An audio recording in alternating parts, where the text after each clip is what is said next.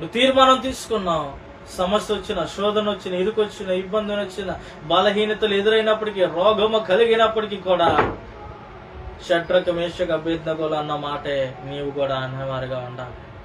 నీవు నన్ను చంపినా పర్లే, మేము ఆయన కొరకు చచ్చిపోతాము, కానీ ఆ ప్రతిమకు మేము మొక్కనంటే మొక్కమన్నట్టుగా వాళ్ళు నిలబడి ఉన్నారు. ఇది నన్ను నీవు నిలబడగలుగుతున్నావా? లేదా ఓర్పావలే నీవు కూడా కొంతకాలం వరకు ప్రయాణం చేసి శ్రమలు తట్టుకోలేక నీ పరుగుని అక్కడ వరకు ఆగిపోయి మరి నీ మరలా తిరుగుతున్నావేమో ఈ లోకంలో. జాగ్రత్త. ఎంతోమంది లేరండి, ఎంతోమంది ఏంటంటే ట్రైనింగ్ అయిన సేవకులు ఉన్నారు, సర్టిఫికేట్ పొందుకున్న సేవకులు ఉన్నారు. సరైన తీర్మానాలు లేక ఎంతో మంది పడిపోయిన వారు ఉన్నారు. గ్రాడ్యుయేట్ అవుతున్నారు, కానీ 1000 మంది గ్రాడ్యుయేట్ అవుతే 100 మంది అయిన సేవకులు నిలుస్తున్నారండి.